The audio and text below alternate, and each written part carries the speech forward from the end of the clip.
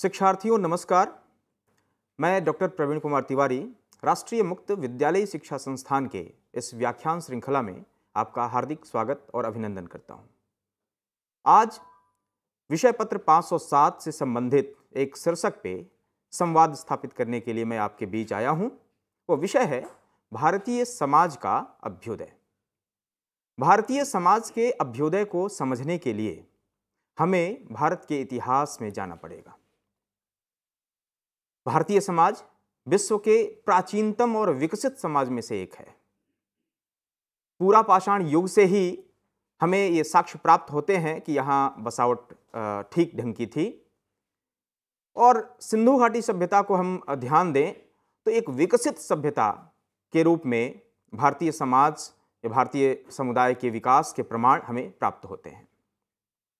सिंधु घाटी सभ्यता के संदर्भ में प्राप्त होने वाले जो पुरातात्विक प्रमाण हैं उनसे यह बातें सिद्ध होती हैं कि विकसित नगर योजना एवं सुव्यवस्थित नागरिक जीवन उस समुदाय में था।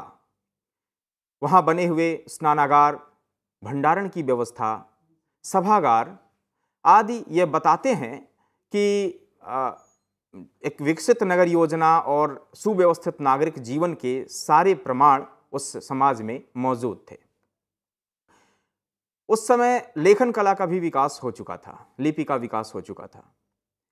तांबे और सोने जैसे धातुओं से उस समाज का परिचय था। उन धातुओं के शोधन का तरीका भी उस समाज को मालूम था। लंबाई, भार आदि भौतिक गुणों के मापकों और उनके मानकीकरण का भी ज्ञान उस समाज को था। विकसित आर्थिक संस्थाएं थीं जो सारी व्यवस्थाओं का संचालन करती थीं और साथ ही एक विकसित राजनीतिक संस्थाएं भी थीं। इन सभी प्रमाणों से यह सिद्ध होता है कि सिंधु घाटी सभ्यता के समय से ही हमारे समाज का एक बेहतर स्वरूप सामने आता है। विश्व के प्राचीनतम एवं अन्य अत्यंत श्रेष्ठ ग्रंथों के रूप में वेदों का संकलन भी इसी भारत की भूमि पर हुआ। वेदों की कुल 1131 शाखाओं से संबंधित उतनी ही संहिताएं, ब्राह्मण, आरण्यक व उपनिषद विकसित हुए। इन संख्याओं का आप अनुमान लगा सकते हैं कि जिस समाज ने इतने बड़े ग्रंथों की श्रृंखलाओं को अपने यहाँ विकसित किया वो समाज कैसा रहा होगा।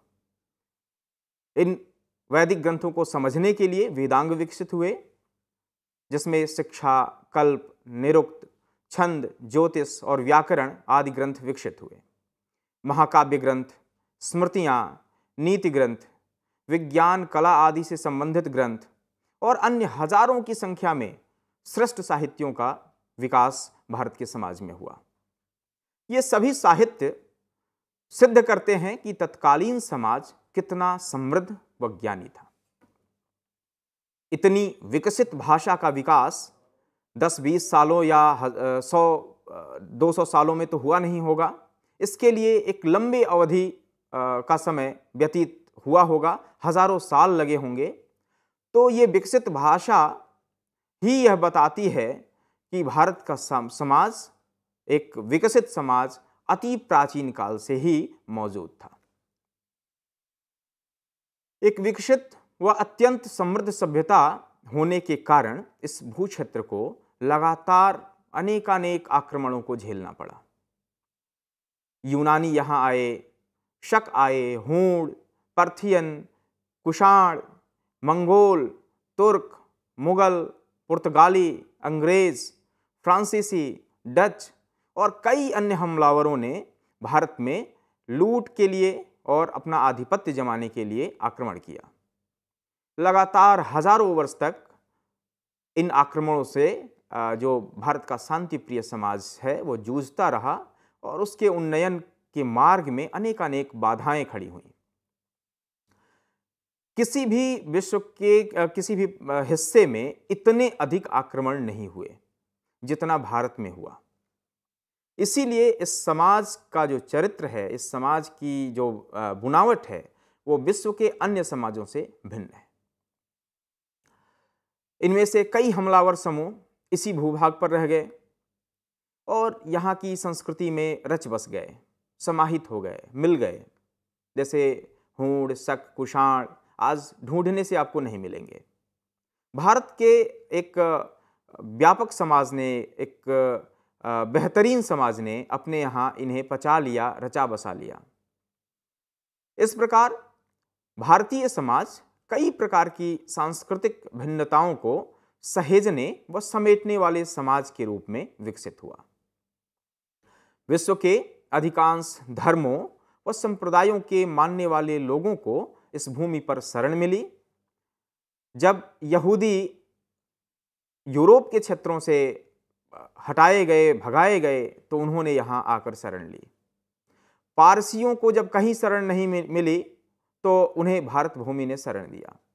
तो यह भूमि सदा से विश्व के अनेकानेक क्षेत्रों से आने वाले लोगों को जगह दिया है, शरण दिया है, अपने यहाँ विकसने का मौका दिया है।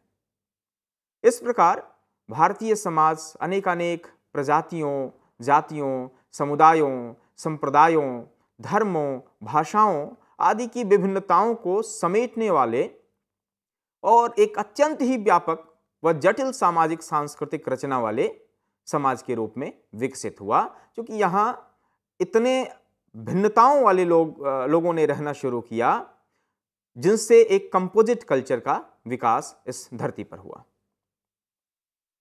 भारतीय समाज के स्वरूप को समझना अत्यंत आवश्यक है जब हम इसके उद्विकास की, इसके विकास की बात करते हैं। तो अनेक भारतीय ग्रंथों व साहित्य के माध्यम से और कई विदेशी यात्रियों जैसे मेगास्थनीज, फेंसांग, Fahien, Itsing, Marco Polo, Ibn Battuta आदि जितने विदेशी यात्री भारत में आए, उनके वृतांतों को पढ़ने से भारत के समाज को, जो प्राचीन समाज है, उसको समझने की एक दिशा मिलती है, यह दिशा स्पष्ट होती है। भारतीय समाज मूलतः धर्म व अध्यात्म आधारित समाज है। यह केंद्रीय तत्व है भारतीय समाज का। जन्म से मृत्यु पर्यंत सामाजिक जीवन को यह तत्व सर्वाधिक प्रभावित करता है। कोई भी अन्य तत्व उतना ज्यादा प्रभावित नहीं करता जितना धर्म और अध्यात्म प्रभावित करता है। यही कारण है कि युगों युगों से यह समाज आज भी जीवंत बना रहा। राजनीतिक व्यवस्थाएं बदलती रहीं, लोगों के शासन बदलते रहे, लेकिन समाज नहीं बदला। समाज वही रहा, क्योंकि समाज का जो केंद्रीय तत्व था वो धर्म और अध्यात्म था। वर्णाश्रम का सिद्धांत भारत के समाज को बहुत ज्यादा प्रभावित किया। चतुर्वर्ण और चतुराश्रम, ब्राह्मण, क्षत्रिय, वैश्य, शूद्र, और 4 आश्रम, ब्रह्मचर्य, गृहस्थ, वानप्रस्थ और संन्यास, इसने लंबे समय तक भारत के समाज को प्रभावित किया। यद्यपि आज की जो स्थिति है, आज के इस लोकतांत्रिक समाज में इसका स्वरूप बदला है और बेहतर हुआ है, फिर भी इसका प्रभाव भारतीय समाज में अभी तक बना हुआ है। पुरुषार्थ चतुष्टय का सिद्धांत भी भारत के समाज को बहुत हद तक प्रभावित किया। भारतीय लोग धर्म, अर्थ, काम और मोक्ष, इन चारों की प्राप्ति को अपने जीवन का लक्ष्य मानते हैं। सिर्फ अर्थोपार्जन नहीं, सिर्फ अर्थोपार्जन करके सुख की प्राप्ति नहीं, बल्कि धर्म का कार्य, परोपकार का कार्य, और परोपकार का कार्य करते हुए अर्थ का उपार्जन, और उसके बाद अपने कामनाओं की पूर्ति करना, और अंतिम लक्ष्य जो है वो मोक्ष की प्राप्ति। ये 4 चीजें भारतीय समाज को, चाहे वो समाज उत्तर के क्षेत्र का हो, दक्षिण के क्षेत्र का हो, पूरब के क्षेत्र का हो, पश्चिम का हो, मध्य क्षेत्र का हो, पहाड़ी क्षेत्र हो, मरुस्थल का हिस्सा हो, तटीय प्रदेश हो, कहीं भी आप जाएं भारत में, भारत भूमि में, तो ये 4 तत्व अवश्य समाज को ठीक ढंग से प्रभावित करते हैं। कर्मफल का सिद्धांत भी भारत भूमि के सभी क्षेत्रों में समान रूप से माना जाता है। भारत के लोग यह विश्वास करते हैं कि यदि हम बुरा कर्म करेंगे तो हमें बुरा फल भोगना पड़ेगा, हम अच्छे कर्म करेंगे तो हमारे सामने उसका अच्छा फल आएगा। और इहलोक और परलोक का सिद्धांत भी भारतीय समुदाय, भारतीय समाज के लोगों में एक प्रगाढ़ आस्था इसके प्रति है। पुनर्जन्म का सिद्धांत भी भारतीय समाज में व्याप्त है। और ये कर्मफल का सिद्धांत और पुनर्जन्म का सिद्धांत, इहलोक परलोक का सिद्धांत, ये परस्पर जुड़ा हुआ है। ये हमारे कर्मों से जुड़ा हुआ है, ऐसी मान्यता भारतीय समाज में है। और ये सारी चीजें, वर्णाश्रम, पुरुषार्थ चतुष्टय, कर्मफल, इहलोक परलोक, पुनर्जन्म, ये सारे जो सिद्धांत हैं, ये इतने बेहतरीन ढंग से रचे बसे हैं भारतीय समाज में कि अन्य भिन्नताएं होने के बावजूद भी भारत का समाज एक प्रकार का परिलक्षित होता है, एक जैसा दिखता है।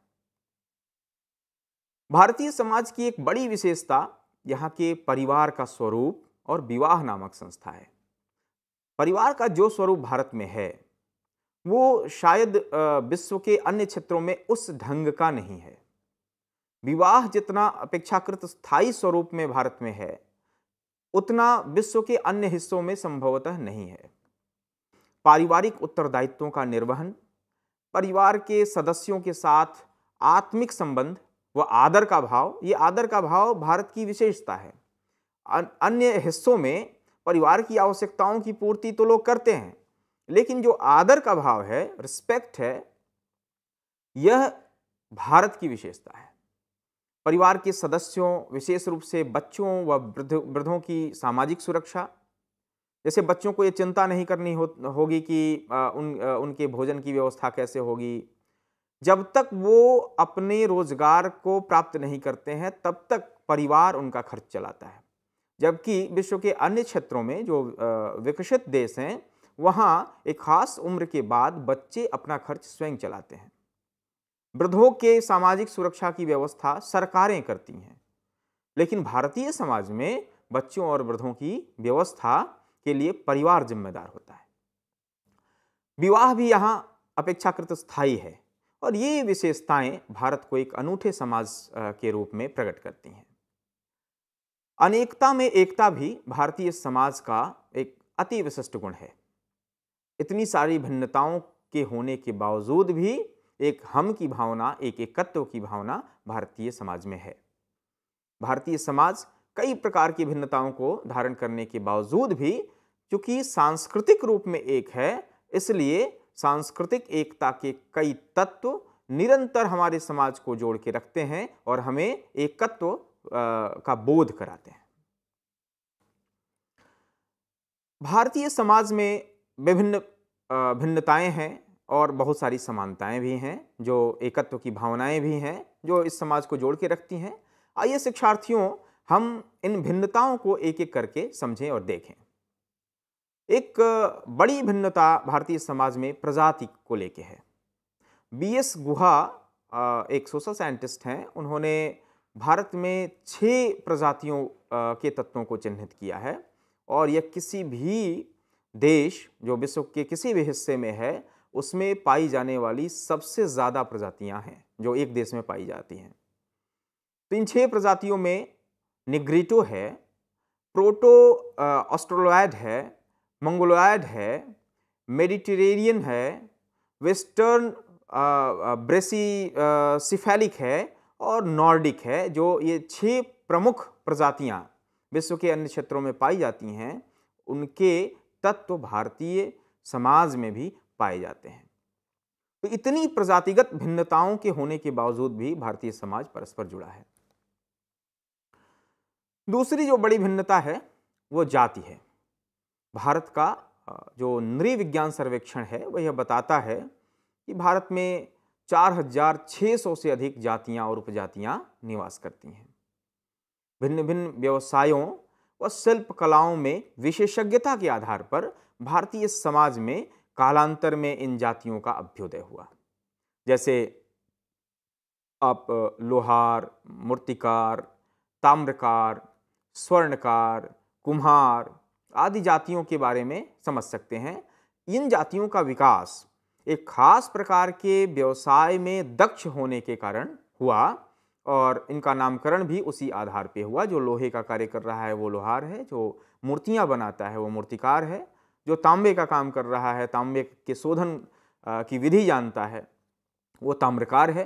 तो एक व्यावसायिक दक्षता ने खास प्रकार की जातियों को बनाया और उन जातियों का उस व्यवसाय पर एकाधिकार हुआ। और इस प्रकार 4600 प्रकार की जातियां भारत में विद्यमान है, ऐसा भारत का नृविज्ञान सर्वेक्षण बताता है। संप्रदाय और धर्म के स्तर पर भी भारत में भिन्न भिन्न प्रकार के संप्रदाय और धर्म निवास करते हैं। विश्व के अधिकांश संप्रदाय और धर्म जो आप सुनते हैं, सनातन हिंदू, बौद्ध, जैन, इस्लाम, यहूदी, पारसी, ईसाई, तो ये जो प्रमुख धर्म है, इन धर्मों के और इन धर्मों के भी सभी पंथों, संप्रदायों और मतों के मानने वाले लोग इस देश में निवास करते हैं। इस्लाम के जितने फिरके हैं, सभी फिरकों के लोग, सभी पंथों के लोग इस देश में मौजूद हैं। वैसे ही बौद्ध परंपरा के जितने हैं, महायान, हीनयान, वैसे ही जैन परंपरा के, वैसे ही ईसाई परंपरा के जितने सेक्ट्स हैं, जितने पंथ हैं, वो भारत में मौजूद हैं किसी न किसी रूप में।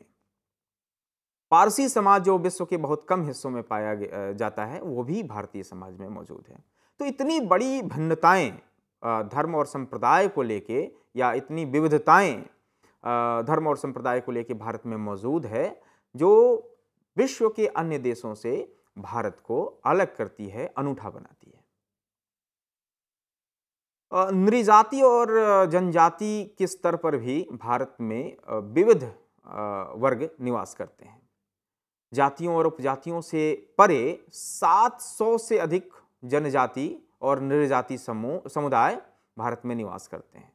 ये बहुत बड़ी संख्या है, और जो ये कुल जनसंख्या के करीब 7.5% है। इन सभी जनजातियों और नृजातियों के रीति रिवाज और मान्यताओं में बहुत ज़्यादा भिन्नताएं हैं। लेकिन उन भिन्नताओं के होने के बावजूद भी कहीं ना कहीं एकत्व का भाव है, कहीं ना कहीं वो एक कॉमन पॉइंट है जो उन जनजातियों, नरजातियों और अन्य समुदायों को परस्पर जोड़ती है और भारत को एक खास प्रकार के समाज और समुदाय के रूप में पहचान दिलाती है। भारत में भाषा और बोलियों को देखा जाए तो कई भाषाएं और कई बोलियां विद्यमान हैं। शायद ही विश्व के किसी हिस्से में इतनी भाषाएं और इतनी बोलियां एक साथ मौजूद हों। ग्रियर्सन ने भाषाओं पे काफ़ी काम किया और उनका मत था कि भारत में करीब 179 भाषाएं और उन भाषाओं की कुल 544 बोलियां विद्यमान हैं। अब इसमें से कई भाषाएं और कई बोलियां मृतप्राय स्थिति में हैं। बोलियों में से तो कई बोलियां अभी चलन से बाहर हो गई, चूँकि अंग्रेज़ी और अन्य भाषाओं ने उस पर अपना आधिपत्य जमाया, लेकिन फिर भी उनके तत्व कहीं ना कहीं हमारे समाज में मौजूद हैं। हमारे संविधान ने 22 प्रमुख भाषाओं को संवैधानिक दर्जा दिया है। इन प्रमुख भाषाओं और बोलियों ने क्षत्रिय संस्कृति के प्रमुख तत्वों को सहेज कर रखा है। ये यदि भाषाएं और बोलियां मर जाएंगी तो क्षत्रिय संस्कृति के तत्व भी मर जाएंगे। जैसे कुमायूनी में पत्थर के लिए करीब 15 से ज़्यादा शब्द हैं और हर एक शब्द उस पत्थर के आकार, प्रकार और उसके उपयोग के आधार पर उसको नाम दिया गया है। तो यदि कुमायूनी भाषा के वो 15 शब्द मर जाएंगे तो उन पत्थरों का उपयोग और उस संस्कृति में उसकी क्या विशेषता थी वो भी मर जाएगी।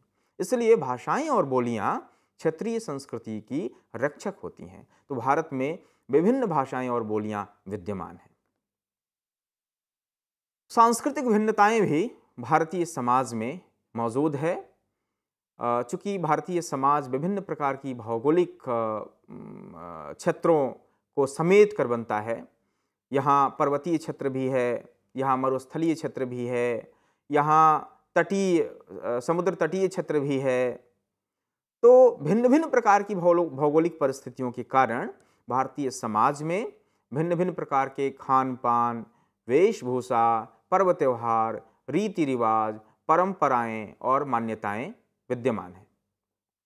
और ये परंपराएं, वेशभूषा, खान पान ये अलग होते हुए भी उसके कुछ कॉमन पॉइंट्स हैं जो भारतीय समाज को एक बनाती हैं। यही भारत की विशेषता है, जिससे कहा जाता है कि भारत अनेकता में एकता वाला देश है। अब हम शिक्षार्थियों उस विषय पे बात करें कि वो भारतीय समाज जो कि कई प्रकार की भिन्नताओं, विविधताओं को समेटे हुए है, उस समाज में एकता के कौन-कौन से तत्व विद्यमान हैं। भारतीय समाज में कई भिन्नताएं होने के बावजूद भी एकता के कई तत्व विद्यमान हैं, जिसके कारण इस समाज का जीवंत अस्तित्व बना हुआ है। इसीलिए हम कहते हैं कि कुछ बात है कि हस्ती मिटती नहीं हमारी। अब आइए शिक्षार्थियों, हम एक एक करके उन एकता के तत्वों को समझते हैं। संस्कृति में जो व्याप्त समान तत्व है, वो भारत की एकता के लिए सबसे महत्वपूर्ण पक्ष है, सबसे महत्वपूर्ण तत्व है। हमारी परंपरा में जो हम पवित्र नदियां मानते हैं, उन्हीं का उदाहरण आप ले लें तो हम कहते हैं गंगे च यमुने चैव गोदावरी सरस्वती नर्मदे सिंधु कावेरी जलेस्मिन् सन्निधिं कुरु। यह कहना ही हमारा गंगा, यमुना, गोदावरी, सरस्वती और ये सिंधु जितनी नदियां हैं उनके क्षेत्रों को एक साथ जोड़ता है। ये भारत को सिर्फ गंगा यमुना का बेल्ट नहीं मानता, ये भारत को गोदावरी तक, नर्मदा तक, कावेरी तक का हिस्सा मानता है, सिंधु तक का हिस्सा मानता है। तो ये जो संस्कृति में हमारी जो धारणाएं हैं वो परस्पर जोड़ती हैं, हमें भारत के भिन्न भिन्न हिस्से को यह एहसास दिलाती हैं कि हम एक हैं। पवित्र पुरियों या नगरों की जब बात आती है तो हमारी परंपरा का वाक्य है अयोध्या मथुरा माया काशी कांची अवंतिका पूरी द्वारावती चैव सप्तैते मोक्षदायिका। यानी हमारे लिए सिर्फ एक दो पुरियां ही पवित्र नहीं हैं। इस भारत भूमि पर स्थित जो हिमालय से लेके समुद्र तक है, जो पश्चिमी तटीय क्षेत्र से लेकर और पूर्वोत्तर के क्षेत्र तक है, वहाँ सारी जो पुरियां हैं, सारे नगर जो किसी न किसी रूप में संस्कृति के केंद्र रहे हैं, वो सभी हमारे लिए पवित्र हैं। यह जुड़ाव का बिंदु है। इस प्रकार संस्कृति हमें एक करती है। पवित्र पर्वतों की बात हम करें तो महेंद्रो मलयः सह्यो देवात्मा हिमालयः ध्येयो रैवतो विंध्यो गिरिश्चारावलिस्तथा। यानी हमारे लिए सिर्फ हिमालय ही पवित्र नहीं है, महेंद्र है, मलय है, सह्याद्री है, रैवत है, विंध्यगिरी है, अरावली है। हम इन सभी क्षेत्रों को जोड़ते हैं और इन पर्वतों को हम पवित्र पर्वत की संज्ञा देते ही वहाँ के समुदाय को एक साथ जोड़ लेते हैं।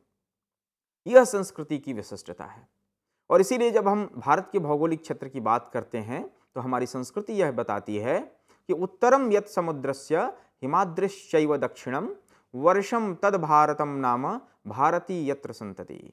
भारत क्या है तो समुद्र के उत्तर में और हिमाद्री यानी हिमालय के दक्षिण में जो क्षेत्र है वो संपूर्ण क्षेत्र भारत कहलाता है। तो ये जो सांस्कृतिक एकता का भाव है यह हमारे समाज को हजारों हजार वर्ष से जोड़ कर रखा है। हमारी संस्कृति में और बहुत सारे तत्व हैं, जैसे 12 ज्योतिर्लिंग का जिक्र आता है, 51 शक्तिपीठ का जिक्र आता है, 4 धाम का जिक्र आता है। ये भारत के भिन्न भिन्न क्षेत्रों में स्थित है, ये कश्मीर से कन्याकुमारी तक के क्षेत्रों में स्थित है। तो इस प्रकार पूरे भारत भूभाग को और वहाँ रहने वाले निवासियों को, समुदायों को हम परस्पर संस्कृति के माध्यम से जोड़ पाते हैं। पुरुषार्थ चतुष्टय में विश्वास, कर्मफल में विश्वास, ये परोपकार और सहजीवन में विश्वास, अहिंसा और सत्य में विश्वास, ये भारत के किसी भी क्षेत्र में आप चले जाएं, हर एक क्षेत्र में इन सारी तत्वों पर विश्वास का भाव है। चाहे अन्य किसी भी मामले में वो समुदाय दूसरे समुदाय से भिन्न हो, लेकिन इन कॉमन पॉइंट्स पे वो एक हैं। यदि हम भौगोलिक संरचना को देखें तो हिमालय, हिंद महासागर, अरब सागर, बंगाल की खाड़ी से घिरा हुआ यह भूभाग एक क्षेत्र के रूप में दिखता है, वो अलग अलग क्षेत्र के रूप में नहीं दिखता। तो ये चारों ओर से ऐसी उसकी प्राकृतिक संरचना है कि लगता है कि पूरा भूभाग एक ही देश है, एक ही राष्ट्र है, और इसीलिए हम इसे भारतीय उपमहाद्वीप कहते हैं, इसकी विशालता के कारण भी। तो ये भी एकता का एक तत्व है, भौगोलिक संरचना भी हमारी एकता को पुष्ट करती है। ऐतिहासिकता एक दूसरा प्रमुख बिंदु है जो भारतीय समाज को जोड़ के रखता है। हम 5000 सालों से एक सांस्कृतिक इकाई के रूप में हैं, और यहाँ का जो इतिहास है, भारतीय उपमहाद्वीप का इतिहास, उसमें एक समान तत्व है, एक प्रकार का इतिहास है, एक प्रकार की जीवन शैली, एक प्रकार की पूजा पद्धति। चाहे हम कन्याकुमारी में पूजा करें या हम हिमालय के क्षेत्र में केदारनाथ में पूजा करें, एक प्रकार की पूजा शैली। और इस कारण से हम देखते हैं कि ये जो ऐतिहासिकता है, जो भारत पे हमले भी हुए, तो वो हमला, यद्यपि वो हमला पश्चिम के क्षेत्र में हुआ, लेकिन दक्षिण का भी व्यक्ति यह मानता है कि वो हमला हमारे देश पे, हमारे राष्ट्र पे हमला था। तो ये जो जुड़ाव की भावना है, वो उस भावना को ऐतिहासिकता, हमारा इतिहास भी पुष्ट करता है, हमें एक बनाता है। और एक राजनीतिक इकाई के रूप में भी भारत लंबे समय में विभिन्न कालखंडों में रहा है। इतिहास के विभिन्न कालखंडों में सांस्कृतिक इकाई के साथ साथ भारत राष्ट्र एक राजनीतिक इकाई के रूप में रहा है।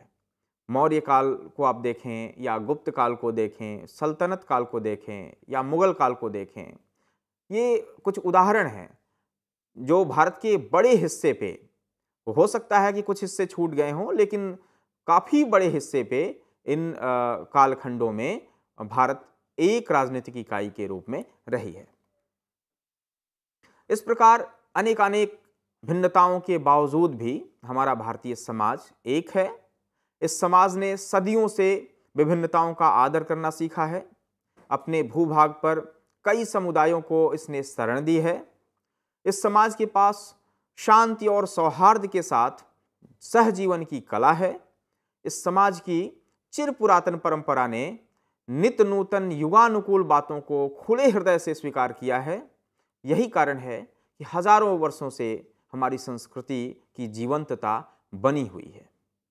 तो शिक्षार्थियों, आज हमने भारतीय समाज को और उसके इतिहास को समझने का कार्य किया। अगली बार आपसे संवाद की श्रृंखला में किसी अन्य शीर्षक के साथ मुलाकात होगी। तब तक के लिए आपको धन्यवाद।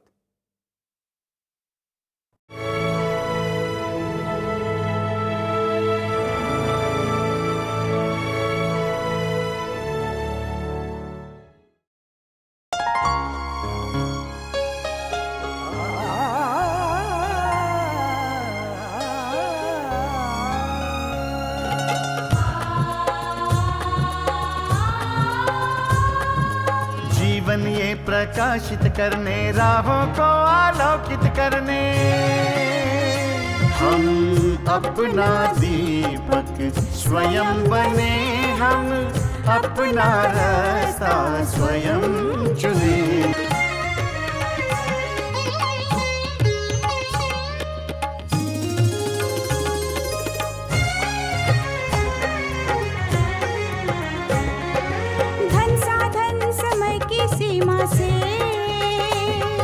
विद्यालय जो मुक्त हो, धन साधन समय की सीमा से, विद्यालय जो मुक्त हो। कभी पढ़े हम कहीं पढ़े वे विषय